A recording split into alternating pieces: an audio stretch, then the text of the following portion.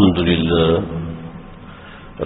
لله نحمده ونستعينه ونستغفره ونعوذ بالله من شرور أنفسنا ومن سيئات أعمالنا من يهده الله فلا مضل له ومن يضلله فلا هادي له ونشهد أن لا إله إلا الله ونشهد أن محمدا عبده ورسوله أما بعد فأعوذ بالله من الشيطان الرجيم بسم الله الرحمن الرحيم إن عدة الشهور عند الله 12 شهرا في كتاب الله يوم خلق السماوات والأرض منها 4 حرم قال النبي صلى الله تعالى عليه وسلم أفضل الصيام بعد رمضان شهر الله المحرم سبحانك لا علم لنا إلا ما علمتنا إنك أنت العزيز الحكيم ماہ محرم کی ابتدا ہے۔ اللہ رب العزت نے قرآن میں فرمایا کہ مہینے ہم نے 12 رکھے ہیں۔ جس دن زمین اور آسمان کو بنایا تھا اس دن سے مہینوں کی تعداد 12 ہم نے رکھ دی ہے، اور ان 12 میں سے 4 مہینے ہم نے محترم بنائے ہیں۔ منہا 4 حرم، 4 مہینے ایسے ہیں جس کا تم نے احترام کرنا ہے، جن کا تم نے خیال رکھنا ہے۔ خیال رکھنے کا، احترام کرنے کا معنی یہ ہے ان مہینوں کے اندر بڑا دھیان دینا ہے اپنے اعمال کے اوپر، بڑی توجہ دینی ہے اپنے معمولات کے اوپر۔ یہ مطلب ہے احترام کا۔ والد کے احترام کا مطلب کیا ہوتا ہے؟ میں اور آپ جانتے ہیں، بدتمیزی نہیں کرنی، کوئی گڑبڑ نہیں کرنی۔ یہ مطلب نہیں ہوتا کہ والد صاحب کے احترام کا کہ اس مہینے والد صاحب کو مستقل 10 روٹیاں کھلانی ہیں، یہ مطلب نہیں ہوتا۔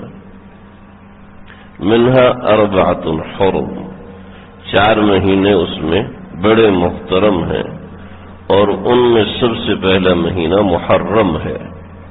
یہ اسلامی سال کی ابتدا محرم الحرام کے مہینے سے ہوتی ہے کہ محترم مہینہ ہے۔ محترم کا معنی یہ ہے کہ اس میں ہم تھوڑا ہوشیار ہوں، ہم اپنے اعمال کی طرف متوجہ ہوں۔ پھر آپ نے فرمایا کہ رمضان کے مہینوں کے بعد سب سے زیادہ محترم جس مہینے کے روزے ہیں وہ شہر اللہ المحرم، وہ محرم کے مہینے کے ہیں، اور یہ محرم کا مہینہ اللہ کا مہینہ ہے۔ یہ محرم کا مہینہ اللہ نے اپنی طرف منسوب، یہ میرا ہے، یہ میرا مہینہ۔ رمضان میری امت کا مہینہ ہے، شعبان پیغمبر کا مہینہ ہے، اور محرم یہ اللہ کا مہینہ ہے۔ یہ اللہ نے ناقۃ اللہ وسقیاہا، یہ اللہ کی اونٹنی ہے۔ کیا مطلب تھا؟ اس کا احترام کرو، اس کو کوئی نقصان نہ پہنچاؤ۔ رمضان محرم کا مہینہ یہ اللہ کا مہینہ، لہذا اس مہینے میں کوئی ایسا عمل نہ کرے جس سے شریعت کو کوئی نقصان پہنچے، شریعت کے احکامات کو کوئی نقصان پہنچے۔ خیر، یہ تو ہو سکتا ہے تھوڑی خشک سی باتیں ہوں، آپ حضرات نے بہت سی جگہوں سے سنی ہیں، لیکن چند ضرورت کی باتیں جو آج کل بڑی ضرورت ہے وہ ہے 10 محرم الحرام۔ اس کو شریعت میں عاشورہ کہتے ہیں۔ عاشورہ یہ اتنا اہم دن ہے، اتنا اہم دن ہے کہ جب روزے فرض کیے گئے تھے تو اس وقت عاشورے کا روزہ فرض تھا۔ جب امت محمدیہ پر روزہ فرض ہوا تھا تو سب سے پہلے 10 محرم یعنی 10 محرم کا روزہ فرض تھا، اور ہر مہینے کی 13، 14، 15 جن کو ایام 20 کہتے ہیں، یہ 3 روزے ہر مہینے میں فرض تھے، اور پورے سال میں 1 روزہ فرض تھا محرم کا، کہ محرم کی 10 کا روزہ یہ امت محمدیہ پر فرض تھا۔ رمضان 2 ہجری میں روزے فرض ہوئے، اس سے پہلے جو 13 برس آپ علیہ الصلوۃ والسلام نے گزارے اور 1 برس مدینے میں، تو 14 برس تک جو امت محمدیہ پر روزہ فرض رہا پورے سال کا وہ ایک روزہ تھا 10 محرم کا.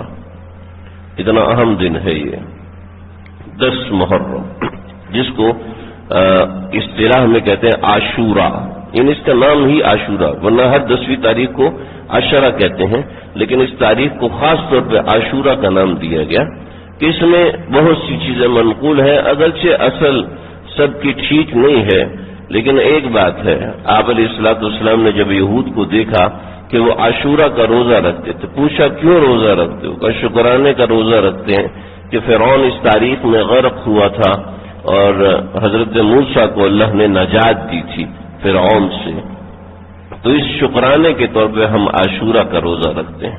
جب سیدنا آدم علیہ الصلوۃ والسلام پہ روزے فرض ہوئے تو ان پر بھی پہلا روزہ عاشورے کا فرض ہوا تھا. حضرت ابراہیم علیہ الصلوۃ والسلام پر جب روزے فرض ہوئے تو ان کے اوپر بھی سب سے پہلا روزہ عاشورے کا فرض ہوا تھا. اور بھی طبرانی میں بھی روایات ہیں اور بہقی میں بھی بہت سی روایات ہیں، لیکن وہ سب روایات ٹھیک نہیں ہیں، من گھڑت ہیں. مثلا یہ کہ حضرت نوح علیہ الصلوۃ والسلام کی کشتی جس دن طوفان سے پار لگی تھی وہ 10 محرم کا دن تھا. جب حضرت نوح علیہ الصلوۃ والسلام کی قوم کے اوپر اللہ کا عذاب آیا تھا تو وہ 10 محرم کا دن تھا. جب آدم علیہ الصلوۃ والسلام کو اللہ نے دنیا میں اتارا تو وہ 10 محرم کا دن تھا. ایسی جب اللہ رب العزت نے زمین کی تخلیق کی تو وہ 10 محرم کا دن تھا. جب رات اور دن کو بنایا تو وہ 10 محرم کی تاریخ تھی. اور اسی طریقے سے بہت سی چیزوں کی روایات منقول ہیں کہ قیامت آئے گی تو وہ 10 محرم کو آئے گی، اور حساب و کتاب ہوگا تو وہ 10 محرم کو ہوگا، جنت کے فیصلے ہوں گے تو وہ 10 محرم کی تاریخ ہوگی. یہ سب روایات ہیں، لیکن ان میں جو تمام روایات ہیں وہ ٹھیک نہیں ہیں، یعنی موضوع ہیں، من گھڑت روایات ہیں. انہیں صفات کے صفات بہقی کے بھرے ہوئے، طبرانی کے بھرے ہوئے، لیکن جو لوگوں میں مشہور ہے یہ ایسا بالکل بھی درست نہیں ہے. ہاں البتہ 10 محرم کی فضیلت اپنی جگہ پر ہے، جو میں نے آپ کے سامنے عرض کیا کہ 10 محرم کا روزہ یہ بڑا ہی اہم ہے. سنت ہے 10 محرم کو روزہ رکھا جائے کہ آپ علیہ الصلوۃ والسلام 10 محرم کو روزہ رکھتے تھے. ایک صحابی سے پوچھا بھئی تم نے 10 محرم کا روزہ رکھا ہوا ہے؟ کہا جی یا رسول اللہ یہ تو روزہ فرض ہے. آپ نے فرمایا رمضان کے بعد اس کی فرضیت منسوخ ہوگی، لیکن اب میں اس کا روزہ رکھتا ہوں. یہود سے کہا کہ تم 10 محرم کا روزہ رکھتے ہو؟ کہ جی رکھتے ہیں. کہا کہ خالف الیہود والنصارى، یہود و نصارہ کی مخالفت کرو. اگلے سال اگر اللہ نے مجھے محرم کا مہینہ دیا تو میں 10 محرم کے ساتھ 9 محرم کا بھی روزہ رکھوں گا، یعنی ایک روزہ ملا کے رکھوں گا تاکہ یہود سے میری مشابہت نہ ہو جائے. آپ کے سامنے میں یہ باتیں کر رہا ہوں پچھلے 5-10 منٹ سے. اس طریقے سے میں آپ کے سامنے شاید 1.5 گھنٹہ مزید بات کر سکتا ہوں. اتنی کتابوں میں مواد موجود ہے، اتنی چیزیں میں نے پڑھی ہوئی ہیں اس بارے میں، لیکن ان ساری باتوں کے اندر آپ کو کہیں حضرت حسین کا تذکرہ نظر نہیں آئے گا. ہمارے ذہنوں میں ایک پرسپشن بیٹھا ہوا ہے 10 محرم کی فضیلت سیدنا حسین کی وجہ سے ہے رضی اللہ تعالیٰ عنہ. نہیں، ایسی بات نہیں ہے، بلکہ 10 محرم کی فضیلت اپنی جگہ پر بڑی محترم ہے. دیکھیں کوئی بہت ہی بڑا آدمی ہو جس کا انتقال رمضان کے مہینے میں ہو تو یہ رمضان کی فضیلت ہے یا پھر اس آدمی کے لیے فضل ہے؟ اس آدمی کے لیے فضیلت ہے کہ اس کو رمضان جمعے کا دن مبارک دن ملا، جمعے کا دن ملا، تو اس آدمی کے لیے شرف ہے. نہ یہ کہ جمعے کے دن کو شرف ہے کہ اس دن فلاں بندہ فوت ہوا، نہیں، ایسی بات نہیں. یہ بات غیر مناسب ہے، ایسی بات سوچنا بھی غیر مناسب. ایسی محرم کی فضیلت ابتدا سے ہے، یعنی کائنات کے پیدا ہونے سے پہلے سے ہے محرم کی فضیلت، اور اس کو صرف جوڑ دینا سیدنا حسین کے ساتھ یہ غلط بات ہے. ہاں یہ 10 محرم کو جو ہمارے ساتھ حادثہ عظیم ہوا، اسلام کی تاریخ کے اندر ایک خون سے لکھی ہوئی داستان ہے، یہ بہت بڑا ظلم ہے. لیکن اسلام کے اندر صرف یہ کوئی ایک ظلم نہیں ہے.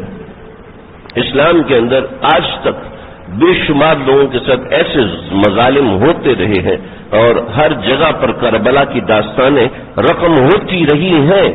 صرف یہ نہیں کہ آل بیت نے یہ قربانی دی تھی، بلکہ آل رسول صلی اللہ علیہ وسلم میں جو صحابہ ہیں، جو صحابیات ہیں، انہوں نے بھی ایسی ایسی قربانی دی کہ ایک اونٹ کے ساتھ ایک ٹانگ کو باندھ دیا، دوسرے اونٹ کے ساتھ دوسری ٹانگ کو باندھ دیا، اور اونٹوں کو ہٹایا اور جسم درمیان سے دو ٹکڑے ہو گیا، اور ان کے بچے سامنے بلک رہے ہیں، ان کے بچے بلک رہے ہیں۔ 3 برس تک بچوں کی چیخنے کی آوازیں شعب ابی طالب سے حرم پاک تک آتی تھیں۔ باب السلام ہے جس طرف صفا اور مروہ ہے، صفا اور مروہ سے بالکل سامنے دیکھے تو جبل ابی قبیس کے اندر 3 سرنگیں بنی ہوئی ہیں۔ جو نیچے کی سرنگ ہے، یہ نیچے کی سرنگ ایک گھاٹی میں، یہ گھاٹی شعب ابی طالب ہے۔ جو لوگ گئے ہیں وہ سمجھ سکتے ہیں اس کو بڑی آسانی کے ساتھ، نہیں تو تصویر میں بھی بڑی آسانی سے سمجھا جا سکتا۔ تو یہ شعب ابی طالب کی گھاٹی، آج تو اس کے پاس جانے کے لیے آپ کو 20-25 منٹ لگتے ہیں، اس زمانے میں بھی اتنا وقت، تو وہاں سے بچوں کی چیخنے کی آوازیں حرم کے مطاف تک آتی تھی، یعنی اتنے دور تک بچوں کے رونے کی آوازیں آتی تھی۔ کیا یہ قربانی یا نہیں ہے؟ یہ بھی تو قربانی ہے۔ اسلام کی بنیاد تو بنی ہی قربانی پر ہے، اور اسلام تو بہت بڑی چیز ہے۔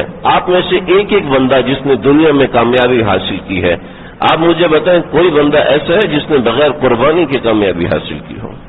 اگر کسی نے گھر بھی بنانا ہے تو اس کے لیے اس کو محنت کرنی ہے، پوری زندگی زور لگا کے پیسے جمع کرتا ہے، اس کے بعد قرضہ اٹھا کے گھر بنا رہا ہوتا ہے، اور اس کے لیے بچہ تمہیں تو گھر مل گیا، ہم سے پوچھو ہم نے کیسے بنایا، ہم جانتے ہیں بچہ تمہیں تو بڑے بنائی چیز مل جاتی ہے اس لیے تمہیں قدر نہیں ہوتی، ہم سے پوچھو ہم نے کتنے پاپڑ بیلے ہیں، کتنا روئے اور چیخے ہیں، پھر جا کے اتنی مشقتیں ہوئی ہیں، کرائے کے گھر میں دھکے کھا بیٹا تمہیں کیا پتا، ایک گھر بنانے کے لیے قربانی دینے۔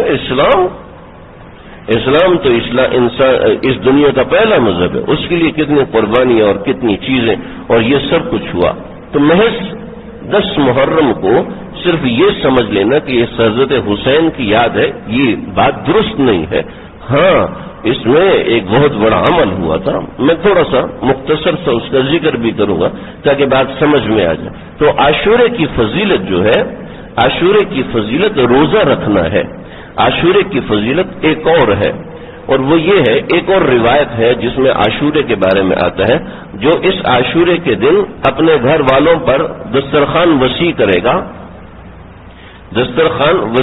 گا، یعنی ان کو کھانا پینا اچھا دے گا، 10 محرم سخاوت کرے گا اپنے گھر والوں کے ساتھ، تو اللہ تعالیٰ پورا سال اس کا دسترخوان وسیع رکھیں گے، پورا سال اس کا دسترخوان وسیع ہوگا۔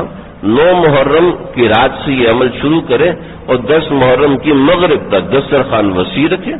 دسترخوان وسیع رکھنے کا مطلب یہ ہے اپنے گھر والوں کو کوئی اچھا کھانا کھلائے، مطلب یہ نہیں ہے کہ آپ دیگ بنائیں اور محلے میں بانٹیں، مطلب یہ نہیں ہے کہ آپ کھیر بنائیں اور پورے محلے میں تقسیم کریں، آپ پانی کی سبیل لگائیں اور پورے محلے کو پلائیں، یہ نہیں۔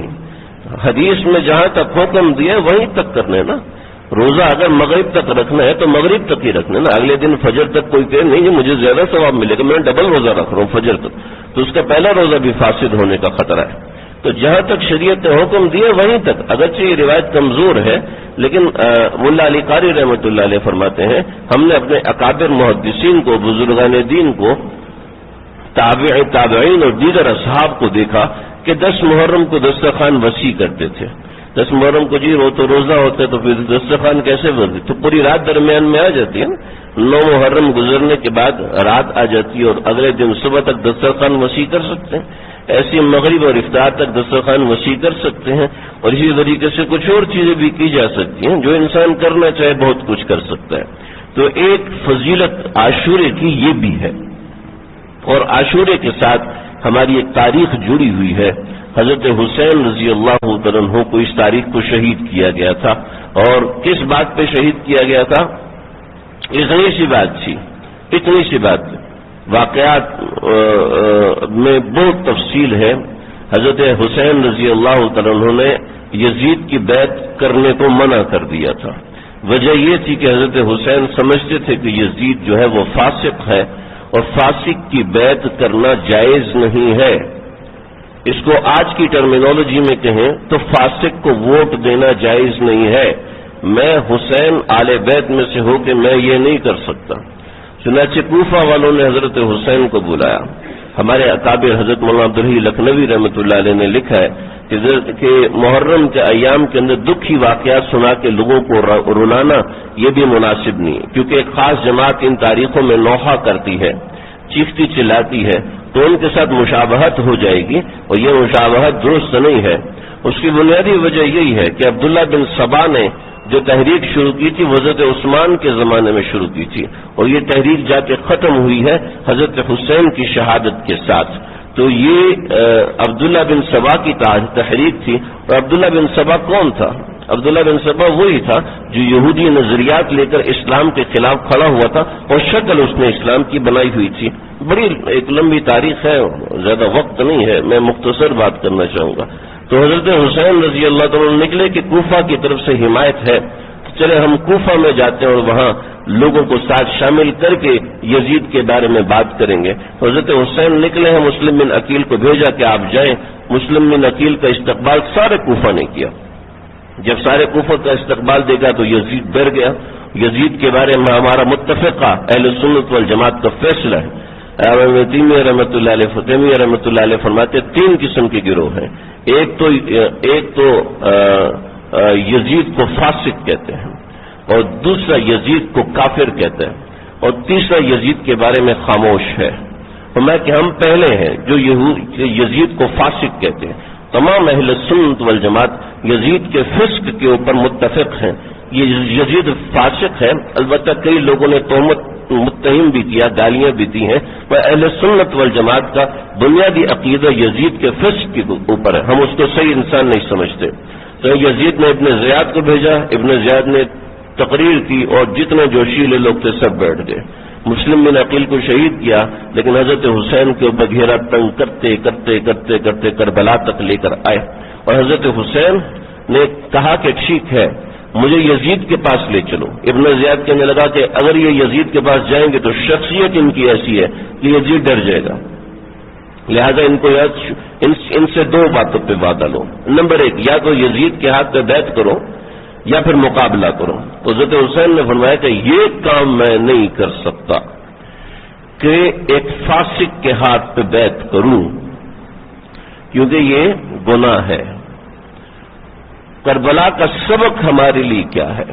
کربلا کا سبق ہرگز یہ نہیں ہے کہ ہم پانی بانٹیں، کربلا کا سبق ہرگز یہ نہیں کہ ہم گڑ والے چاول بنائیں، کربلا کا سبق ہرگز یہ نہیں کہ ہم حلیم بنا کے تقسیم کریں، یہ نہیں ہے کربلا کا سبق۔ اور اگر کوئی یہ ثابت کر سکتا ہے کہ یہ کربلا کا سبق ہے تو میں سمجھتا ہوں کہ اس کو سمجھ نہیں ہے، یہ وہ بھولا ہے، بالکل بھولا ہے۔ اگر کوئی یہ سمجھتا ہے کربلا کا سبق یہ کہ لوگوں میں پانی تقسیم کرو، کربلا کا سبق حضرت حسین کیوں شہید ہوئے؟ پانی کے لیے لڑائی کی تھی حضرت حسین نے، کھانے کے لیے لڑائی کی تھی۔ علی اصغر چھوٹا بچہ اس کو پانی کے لیے لے کے گیا اور انہوں نے تیر مارا، گلے سے پار کیا۔ صرف پانی کے لیے جنگ لڑ رہے تھے حضرت حسین، صرف کھچڑا پکانے حلیم کھانے کے لیے حضرت حسین لڑائی کر رہے تھے؟ نعوذ باللہ من، نہیں، اس بات پہ جنگ تھی کہ میں فاسق کے ہاتھ پہ بیعت نہیں کروں گا، یہ گناہ ہے، میں یہ گناہ نہیں کر سکتا، میں یہ گناہ نہیں کر سکتا۔ اور ہم حضرت حسین کے نام لیوا ہیں، ہمارے گھروں میں گناہ ہو رہے ہیں، ہماری شادیوں میں گناہ ہو رہے ہیں، ہمارے سرعام ہماری بچیاں بے پردہ گھر سے باہر نکلتی ہیں، گناہ کبیرہ ہو رہا ہے، اور ہم حضرت حسین کے نام لیوا، حضرت حسین کے نام لیوا ہے۔ ہماری شادیوں میں اونچے اونچے گانے چلتے ہیں، ہم حضرت حسین، ہم حسینی ہیں، حضرت حسین کے نام لیوا ہے۔ ہمارے ہی بازاروں کے اندر آپ دیکھیں گے آج سے چند دنوں کے بعد صرف جھنڈے بیچنے کے لیے اونچی اونچی میوزک لگائی جائے گی۔ میوزک یہودی مذہب میں بھی گناہ ہے، عیسائی مذہب میں بھی گناہ ہے، اسلام میں بھی گناہ ہے، لیکن سرعام ہمارے بازاروں میں میوزک چل رہا ہوتا ہے، ہماری شادیوں میں ہم خود میوزک لگا رہے ہوتے ہیں۔ اگر کوئی روکتا ہے تو اس کہتے ہیں تم جو ایکسٹریمسٹ ہو، تم تو ایسے ہو، وہاں حسینی یاد نہیں ہے۔ حضرت حسین ایک گناہ نہیں کیا، اس کے لیے 70 لوگوں کو شہید کروایا، 21 اہل بیت کو شہید کروایا، چھوٹے معصوم بچے کو شہید کروا لیا۔ میں یہ گناہ نہیں کروں گا، ہم وہی حسینی ہیں، لیکن ہمارے گناہ اتنے ہیں کہ وہ ڈگار بھی نہیں لیتے۔ ہمارے بچے کارٹون دیکھ رہے ہوتے ہیں، ہمارے گھر میں ٹی وی چل رہا ہے اور اسی کے اوپر میوزک چل رہا ہے، یہ صرف 10 محرم کے دنوں میں موسیقی بند کر دیتے ہیں، کیوں؟ کیا وجہ ہے؟ صرف 10 تاریخ تک ہمیں غم ہے، اس کے بعد کوئی غم ہی نہیں ہے۔ اصل میں ہم نے صرف غم کی شکل بنائی ہے اور ہمیں دھوکہ دیا جا رہا ہے کہ غم ایسے منایا جاتا ہے بس نہیں، اس کا سبق جو ہے وہ سبق یاد رکھنے کا ہے کہ انہوں نے ایک گناہ نہیں کیا اور اپنے سارے خاندان کو، بچوں کو شہید کروا دیا، اپنی لاشوں پہ گھوڑے چلوا دیے، لیکن گناہ میں شریک نہیں ہوئے۔ اور ہم دیکھیں کہ ہم پورے دن میں صبح سے لے کے شام تک کتنے گناہوں میں شریک ہوتے ہیں، اس کے باوجود نام حسینی ہے، یہ درست نہیں ہے۔ یہ تو اس کا ایک سبق ہے۔ باقی چند چیزیں ہمارے اندر مشہور ہیں، جیسے کالے کپڑے پہننا، ان دنوں میں خاص طور پہ سوگ کے طور پہ کالے کپڑے جائز نہیں، ان دنوں میں یہ سبیل بنا کے تقسیم کرنا پانی، یہ درست نہیں ہے۔ ہمارے اکابرین اور علماء دین منع کرتے ہیں کہ اس قوم سے مشابہت ہے کہ جو قوم دیگر صحابہ کو گالیاں دیتی ہے، حضرت عائشہ کو متہم قرار دیتی ہے، کہ یہ درست نہیں ہے۔ اسی طریقے سے حلیم بنانا، تقسیم کرنا، یہ 10 محرم کے اندر خاص طور پہ ہم اس کو سمجھتے ہیں۔ تعزیے میں جانا، ان کی مجلسوں میں شریک ہونا، جی ہم اہل بیت سے محبت کے لیے کرتے ہیں، صرف اہل بیت سے محبت کے لیے تعزیے میں جانا ضروری ہے۔ آپ ذرا سمجھ لیجئے محبت کس کو کہتے ہیں۔ محبت اس کو بس مجلس میں بیٹھنے کا نام محبت ہوتا ہے، محبت اس کا نام نہیں ہوتا۔ محبت تو فرما برداری کا نام۔ اللہ مجھے آپ کو ہم سب کو سمجھنے کے، عمل کرنے کی توفیق عطا فرمائے۔ سنتیں پڑھ لی۔